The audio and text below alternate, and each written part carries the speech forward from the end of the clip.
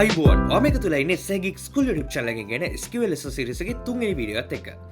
ඉතින් මේ වීඩියෝ එක අපි කතා කරන්නේ database එකක් create කරන විදිය සහ database එකක් delete කරන විදිය.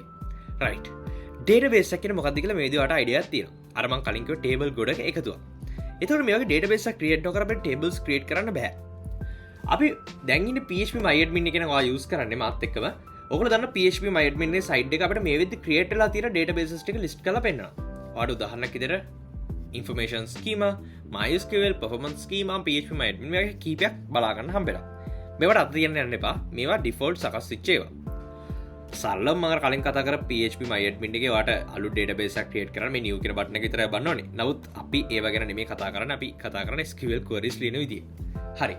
SQL වල database එකක් create කරන්න ප්‍රධාන විදිහම use කරන්නේ create කියන keyword එක. create database කියන keyword එක. create database ඔයාලට කැමති නමක් මෙතනදී use කරන්න. උදාහරණයක් විදිහට මම මෙතනදී අපි Geek ස්කූල් කෙනෙක් කෙටි කරලා SLGS කියලා මම මේ විදිහට දානවා. notice කරන්න ඕනේ දේවල් දෙකක් තියෙනවා. එකක් තමයි මම මේවා ලිව්වේ capital වලින්. ඒ වගේම අවසානයේට semicolon එකක් තිබ්බා. හරි. මේ තියෙන්නේ SQL වල අර අපි කියන්නේ අර specific words නම් එහෙම නැත්නම් syntax එකත් එක්ක එන words. මේ create database තව කොටක් ඒවා තියෙනවා. එතකොට මේ වගේ වචන සාමාන්‍යයෙන් අපි කැපිටල් වලින් එහෙම නැත්නම් අපර් කේස් එකෙන් තමයි ලියන්නේ. හරි. මම කිව්ව සාමාන්‍යයෙන්. ඒ කියන්නේ ඔයාලට මේක සිම්පල් වලින් ලියන්න පුළුවන් කිසිම ප්‍රශ්නයක් නැහැ. මේක කේස් සෙන්සිටිව් ලැන්ග්වේජ් එක නෙමෙයි. නමුත් මතක තියාගන්න කවදාවත් මේක සිම්පල් වලින් ලියන්න එපා. වැරද්දකට නෙමෙයි. ඒක ලොකුම ස්ටෑන්ඩඩ් එක. ප්‍රෝග්‍රෑමින් වල තියෙන ලොකුම ස්ටෑන්ඩඩ් එක. SQL අනිවාර්යයෙන්ම කැපිටල් වලින් ලියනවා කියන එක. සිම්පල් වලින් ලිව්වට වැරද්දක් නැහැ ආයි කියනවා. නමුත් ස්ටෑන්ඩඩ් එක මෙයා කැපිටල් වලින් ලියන්න. ස්ටෑන්ඩඩ් එක නොතිබ්බත් මේක කැපිටල් වලින් ලියන්න. මොකද SQL query එකක දේවල් කැපිටල් වලින් ලියන එකයි දේවල් සිම්පල් වලින් ලියන එකයි අතර ලොකු වෙනසක් තියෙනවා. හේතුව තමයි අපි මේක ආපස්සට query එක බලද්දී අපිට ගොඩක් පහසුවෙන් මේ කැපිටල් ලියලා තියෙන දේවල් හොඳට පේනවා සිම්පල් වලට වඩා. ඒයි මම ඉස්සරහට පෙන්නන SQL query ලියන විදිය. මේ තැන් වලදී අපි ගොඩක් කරන්නේ spaces use කරන්නේ දේවල් separate කරන්න. ඒ කියන්නේ දැන් අපි insert select වගේ queries ලියද්දී අපි ගොඩාක් දේවල් ලියනවා. මේවා අපි spaces වලින් තමයි වෙන් කරන්නේ. මේවා අතර අපිට සමහර තැන් වලදී අපි simple use කරනවා. දැන් උදාහරණයක් විදිහට දැන් මෙතන අපි database name එක simple වලින් අපි use කරන්නේ. ඒ කියන්නේ ඒක අතර capital use කරන්න පුළුවන්. නමුත් simple වලින් use කරලා තියෙන්නේ. අපි column name simple වලින් use කරනවා. එතකොට මේ වගේ තැන් වලදී ඔයාලට තේරෙනවා ඇති අර ඒවා simple තියෙනවා අරවා capital තියෙනවා මේ දෙක අතර විවිධත්වයක් ඇති වෙනවා.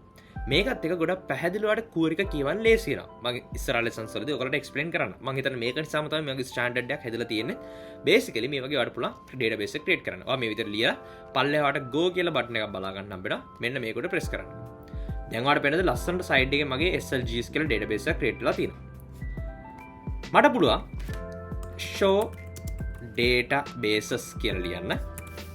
මේක මම go කරාට පස්සේ ඔයාලට බලන්න පුළුවන් මෙතන වගේ තියෙන database list එක පෙන්වනවා. දැන් ඔයාලට පේනද SLGS කියලා database එකක් තියෙනවා. නිකමට හිතන්න ඔයගේ තියෙන මොකක් හරි වැරද්දක් වුණා කියලා ඔයාලට ඕනේ මේ database එක delete කරන්න.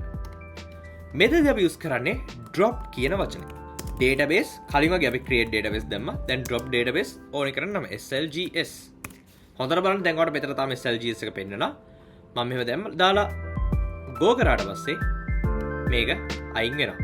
උදාහරණයක් විදිහට මම ආපස්සට show databases කියලා දැම්මට පස්සේ අපිට තවදුරටත් අර අපේ SLGS එක මෙතන ලිස්ට් වෙලා නැහැ.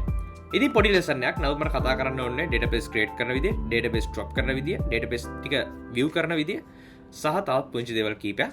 ඉතින් අපි ඊළඟ ලෙසන් එකේ කතා කරලා තවත් ගොඩක් deep දේවල්. ඉතින් දිගට මෙන්න Geek ස්කූල් එකකින් ගෙන SQL lesson series එකත් එක share කරන්න, subscribe කරන්න, like කරන්න. අපි ඊළඟ ලෙසන් ටික ආයෙත් වෙනකම් ඔයගොල්ලෝ හැමෝටම සුබ දවසක්.